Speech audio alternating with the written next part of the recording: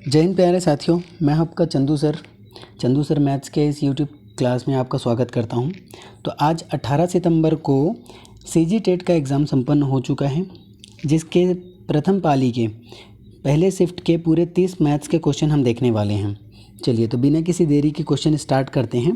पहला क्वेश्चन बोला गया था कि सूचना के ज्ञात अंशों को एक साथ रखना और ज्ञात से अज्ञात की ओर बढ़ना यह किस विधि में होता है? तो ये होता है आपका विश्लेषणात्मक विधि में।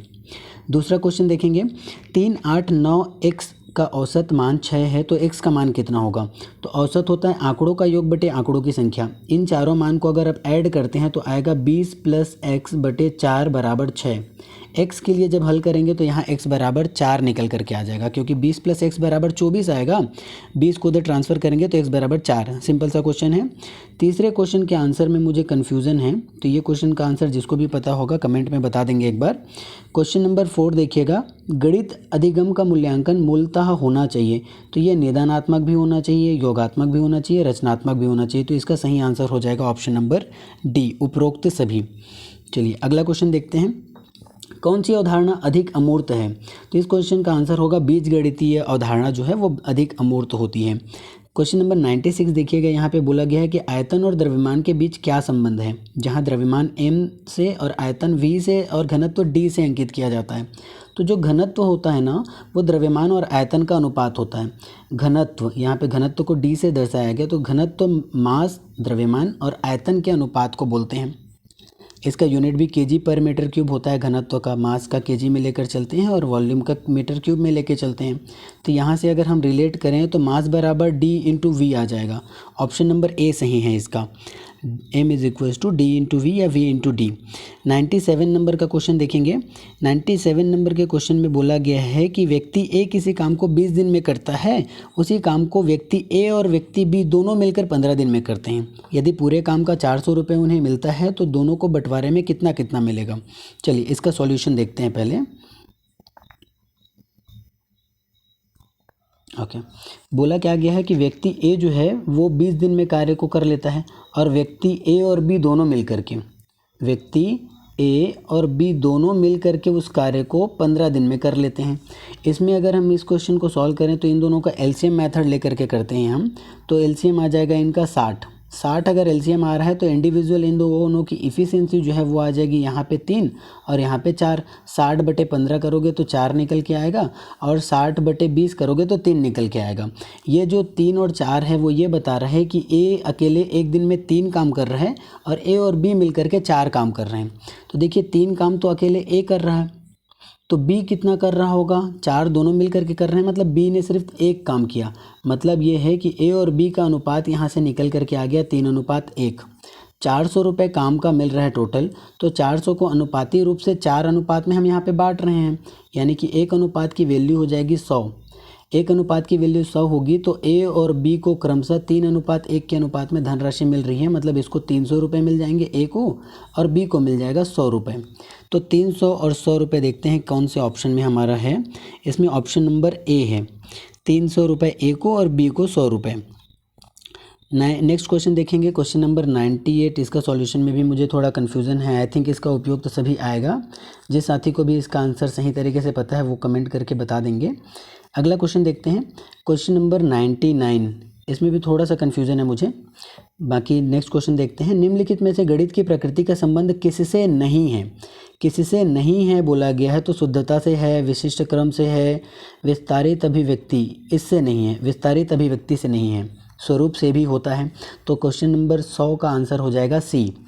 क्वेश्चन नंबर नेक्स्ट देखेंगे 101। बोला गया है कि 450 रुपये की राशि के लिए साधारण ब्याज के 4.5% प्रति वर्ष की दर से ब्याज के रूप में 81 रुपये प्राप्त होते हैं और इसके लिए कितना समय लगेगा? तो समय की गणना करनी है। इसमें सिंपल सा क्वेश्चन है, साधारण ब्याज का कॉन्सेप्ट हम लगा करके यहाँ पे चलेंगे। ब्याज मिल रहा है 81 रुपये का, तो ब्याज बराबर मूलधन कितना है? 450 है मूलधन।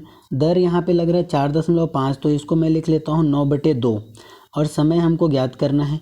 यहाँ पे हम मल्टीप्लाई नीचे में डिवाइड कर देते हैं 100 का। इतने को जब अगर हम आगे सॉल्व करते हैं, 4.5% को हमने 9/2 लिख लिया था, उसमें कोई कन्फ्यूज़न नहीं होना चाहिए। 9 से ये कट जाएगा 81 9 बार में और 9 से ये 45 कट जाएगा, 9 पंचे 45 5 बार में, 5 से ये वाला कट गया 2 बार में, मतलब 2 दूनी 4। इसका आंसर हो जाएगा बी, 4 वर्ष। अगला क्वेश्चन देखेंगे, 18 13.5 समानुपात 16 अनुपात x, ये अनुपात समानुपात का क्वेश्चन है। तो ऐसे क्वेश्चन में क्या होता है, बीच वाली संख्याओं का गुणनफल बराबर आखिरी वाली संख्याओं का गुणनफल। तो बीच वाली संख्याएं क्या क्या हैं देखेंगे, 13.5 और 16। चलिए इस क्वेश्चन को सॉल्व कर लेते हैं कि यहाँ पे क्वेश्चन क्या है, 18 13.5, यहाँ पे फिर से लिख लेते हैं क्वेश्चन को हम। 18 है, 13.5 है, फिर समानुपात में है यहाँ पे 16 और उसके बाद अनुपात में है x का मान हमको ज्ञात करना है। तो बीच वाली संख्याओं का गुणनफल आखिरी संख्याओं का गुणनफल के बराबर होता है। तो बीच वाली संख्या हो गई 13.5 और 16, और आखिरी संख्या हो गई 18 और x, इन दोनों को हमने गुणा कर दिया। आगे इसको एक साथ लिख लेते हैं ऐसे, 13.5 को मैं 135 बना देता हूँ और यहाँ पे मैं 10 का गुणा करके 180 कर देता हूँ। सॉल्यूशन थोड़ा सा आसान हो जाएगा। 9 से, चलिए 2 से इसको काट लेते हैं, 2 से ये कट जाएगा 8 बार में और 2 से कट जाएगा ये 90 बार में। अब अगर हम 9 से काटें तो ये कटता है 10 बार में, और 9 से कट जाएगा ये 9 एकम 9, 9 पंचे 45, 15 बार में। 15 बार में ये कट गया। 5 से फिर ये कटेगा 3 बार में, ये कट जाएगा 2 बार में, फिर ये 4 बार में, 4 तिया 12 आंसर इसका निकल करके आ गया। काटने पीटने का बस काम है, सिंपल से कैलकुलेशन है, 12 निकल करके इसका आंसर आ जाएगा। तो इस क्वेश्चन का आंसर हो जाएगा बी। चलिए अगला क्वेश्चन देखते हैं, क्वेश्चन नंबर 103। इसमें आपको वर्गमूल ज्ञात करना है √6.4009 का। तो इसका आंसर हम ना भागफल विधि से निकाल लेते हैं। किस तरह से निकलेगा देखिएगा इसका सॉल्यूशन। बहुत ही सिंपल सा क्वेश्चन है। भाग विधि से किस तरह से करेंगे हम, 6 दशमलव कितना है 4009, इसका हमको भाग विधि से सॉल्व करना है। भाग विधि से किस तरह से करेंगे, पेयर बनाते हैं हम। जोड़ा किसका किसका बना, 09 का बना, 40 का बना, 6 का नहीं बन पाया। तो 6 के लिए जब यहाँ पे हम रखेंगे कुछ ऐसी वैल्यू जिसका वर्ग करने से ये वैल्यू आ जाए, 4 आ रहा है, माइनस करेंगे 2 बचेगा। पेयर में एक साथ नीचे उतर के आएगा ये, तो ये 40 नीचे आ गया। 2 और 2 को जोड़ेंगे तो 4 आ जाएगा। दशमलव लग चुका है। 5 बार में अगर हम करते हैं यहाँ से 5 बार में, तो ऑप्शन के हिसाब से चलें तो 45 गुणा 5 कर लेते हैं यहाँ पे। 5 पंचे 25, 5 चौक 20 और 2 22, 225 यहाँ पे बच गया। माइनस करेंगे तो ये निकल करके आ जाएगा 15, और 2 0 और नीचे आया तो कुछ इस तरीके से आगे। और इसको अगर हम सॉल्व कर लेते हैं तो ये 50 आ गया। 50 के साथ ऑप्शन के हिसाब से 53 क्या करेंगे, यहाँ पे 50 आ चुका है ना, तो 503 गुणा 3 करेंगे तो ये आंसर निकल करके आ जाएगा 2.53। इसका आंसर दिख रहा है क्या कहीं पे, 2.53, option number A. Option number A इसका सही हो जाएगा। 104 नंबर का क्वेश्चन देखेंगे। प्रत्येक अभाज्य संख्या के 2 गुणनखंड होते हैं। प्राथमिक स्तर पर इसे सिद्ध करने के लिए किस पद्धति का पालन किया जाना चाहिए। तो इसका सही आंसर हो जाएगा ऑप्शन नंबर ए, आगमनात्मक विधि। ये 105 नंबर का क्वेश्चन तो आपको पता ही होगा, चाल बराबर दूरी बटे समय। 106 नंबर का क्वेश्चन बोला गया, एक घनाभ का आयतन ज्ञात कीजिए जिसकी लंबाई, चौड़ाई और ऊंचाई दे रखी है। बस तीनों को आपस में गुणा कर देंगे, इसका आंसर निकल करके आ जाएगा। 14 गुणा 12 गुणा 8 कर देंगे, 1344 निकल करके आ जाएगा। सिंपल सा क्वेश्चन था। क्वेश्चन नंबर 107, मौखिक उदाहरण विद्यार्थियों में किस शक्ति को विकसित करते हैं। तो मौखिक उदाहरण जो है वो विचार शक्ति को भी इम्प्रूव करता है, तर्क शक्ति को भी, कल्पना शक्ति को भी। तो इसका आंसर हो जाएगा उपरोक्त सभी। क्वेश्चन नंबर 108 देखेंगे, सोच की वृद्धि और गणितीय संकल्पनाओं के विकास के बीच एक निकट संबंध को किसमें विस्थापित किया गया जाता है। तो इसका सही आंसर हो जाएगा अनुसंधान। 109 नंबर का क्वेश्चन को सिंपल सा हमें कैलकुलेट करना है। तो इसका आंसर क्या हो जाएगा, 4 दूनी 8, 3 11 बटे 4, और यहाँ पे भागित का चिन्ह है, और 8 एकम 8 एक 9 बटे 8। अब ये जो भाग का चिन्ह है, डिवाइड का साइन है, इसे अगर हम पलट लेते हैं तो ये हो जाता है आपका 8 बटे 9। अगर गुणा में उसको बदल दें, गुणा में बदल देते हैं भाग के चिन्ह को, तो इसकी जो वैल्यू होती है सामने वाली वो पलट जाती है, 8 बटे 9 हो जाती है। तो 4 से ये कट जाएगा 2 बार में, मतलब 11 दूनी 22 बटे 9। ऑप्शन ए इसका सही आंसर हो जाएगा। अगला क्वेश्चन देखते हैं 110। क्वेश्चन नंबर 110 सिंपल सा क्वेश्चन है कि 6 गुणा 5 माप के आकार के कागज के किनारे को 3 गुणा 5 माप की कागज का टुकड़ा काटा गया, तो बचे हुए कागज का टुकड़े का शेष क्षेत्रफल कितना होगा। तो पूरे का अगर हम देखें तो 6 पंचे 30 पूरा क्षेत्रफल आ जाता, लेकिन उसमें से 3 गुणा 2 मतलब 3 दूनी 6 वाला काट दिया गया, तो बचा हुआ कितना है 24। एक लड़का 20 मिनट में 960 शब्द टाइप कर सकता है। अगला क्वेश्चन है कि 20 मिनट में 960 शब्द टाइप कर लेता है। देखिए क्या बोला गया है कि भाई वो 20 मिनट में 960 शब्द टाइप कर लेता है। तो हमें 1 घंटा का निकालना है। तो देखो 20 मिनट से 1 घंटा कैसे बनेगा, गुणा 3 कर देते हैं। तो 20 दिया 60 मिनट, 60 मिनट मतलब 1 घंटा। तो यहाँ पर भी गुणा 3 कर देते हैं। तो कितना निकल करके आ जाएगा इसका, 3 से अगर गुणा करते हैं तो इसका आंसर दिख रहा है ऑप्शन नंबर ए ही दिख रहा है, 2880 शब्द प्रति घंटा। 112 नंबर का क्वेश्चन, ये तो एकदम हलवा क्वेश्चन है। किसी बेलन की त्रिज्या और ऊंचाई क्रमशः आर और एच है तो बेलन का आयतन कितना होगा। तो आयतन कितना होता है, एरिया इंटू हाइट, यानी pi r square h. Option number C इसका सही आंसर है। अगला क्वेश्चन देखते हैं। 112 के बाद 113 नंबर का क्वेश्चन कहाँ गया, हाँ ये रहा। चलिए 113 नंबर के क्वेश्चन में देखिएगा क्या बोला गया है। बोला है कि गणित शिक्षण में सांप सीढ़ी के खेल का उपयोग अत्यधिक उपयुक्त होगा। उन अवधारणाओं को विकसित करने के लिए जो संबंधित है वो कौन सा है। तो इसमें गणितीय अवधारणा के लिए आपका आ जाएगा संख्याओं से संबंधित यह होगा। 114 नंबर का क्वेश्चन, एक क्षतिग्रस्त कुर्सी जिसका मूल्य 110 रुपये है उसे 10% हानि पर बेचा जाता है तो कुर्सी का विक्रय मूल्य ज्ञात कीजिए। अब 110 रुपये उसका क्रय मूल्य है लेकिन उस पर 10% हानि सह रहा है। 10% हानि सह रहा है मतलब उसका कीमत 90% हो जा रहा है। 90%, तो 90% मतलब 90/100 सॉल्व करेंगे, 11 या 99, बी ऑप्शन इसका आ गया 99। अगला क्वेश्चन है कि यदि दो संख्याओं का महत्तम समापवर्त्य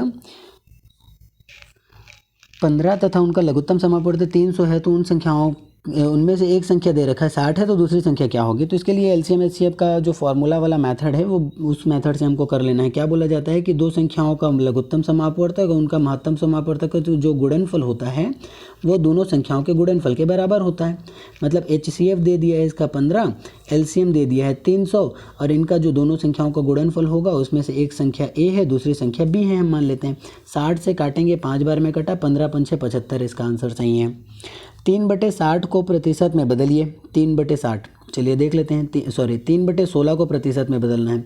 100 से गुणा कर देते हैं प्रतिशत में बदलने के लिए, बस 4 से काटे 4 बार में ख़त्म, ये 25 बार में, तो 25 दिया 75/4, 75/4 का मतलब होता है 18.75, ये इसका आंसर सही हो जाएगा। 116 का 18.75।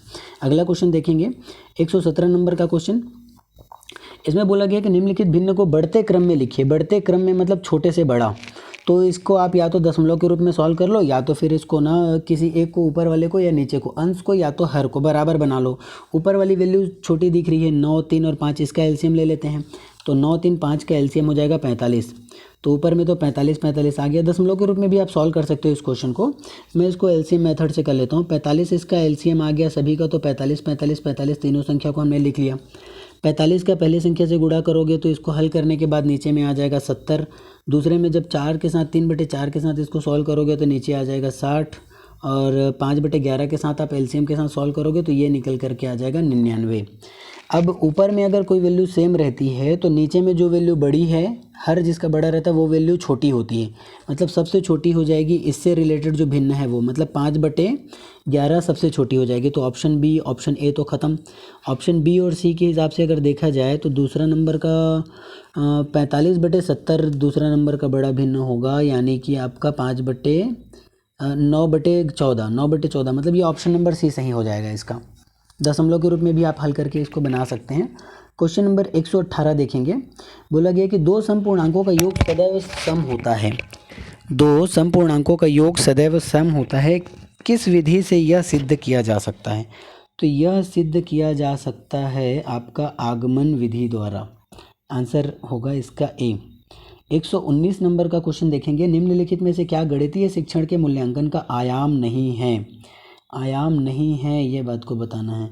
तो संचार तो है, स्वरूप और कार्य पद्धति, स्वरूप और कार्य पद्धति नहीं है। गणित के प्रति अरुचि भी है, गणितीय तर्क शक्ति भी इसका नहीं होगा। तो आंसर हो जाएगा स्वरूप और कार्य पद्धति। अगला क्वेश्चन देखते हैं। क्वेश्चन नंबर 120 कहाँ गया। क्वेश्चन नंबर 120 इतना ही क्वेश्चन है क्या। चलिए तो ये हो गया पूरा मैथ्स का क्वेश्चन। एक और क्वेश्चन होना चाहिए, अभी तक हमने सिर्फ 29 क्वेश्चन ही डिस्कस किए हैं। क्वेश्चन नंबर 120 देख लेते हैं थोड़ा सा उस क्वेश्चन को भी कहीं पर होना चाहिए, हाँ ये रहा। रोहित को अनुभव होता है कि वर्ग एक समचतुर्भुज और आयत दोनों हैं, वह चिंतन के किस चरण पर है? तो चिंतन का ये जो चरण है ना, उसमें वो संबंध बताना सीख गया है। वर्ग आयत और चतुर्भुज में संबंध बताना सीख गया है, मतलब इसका सही आंसर हो जाएगा संबंध। जिसने भी ऑप्शन ए लगाया है वो गलत है, इसका आंसर होगा संबंध। चलिए, तो ये जिन भाइयों ने भी एग्ज़ाम दिलाया है, जिन साथियों ने भी एग्ज़ाम दिलाया है, उम्मीद करता हूँ कि आप लोगों के बहुत सारे क्वेश्चन यहाँ पे सही हुए होंगे। दूसरे शिफ्ट का भी मैथ्स का एनालिसिस आप लोगों के लेकर आऊँगा मैं। चलिए, वीडियो पूरा देखने के लिए बहुत बहुत धन्यवाद।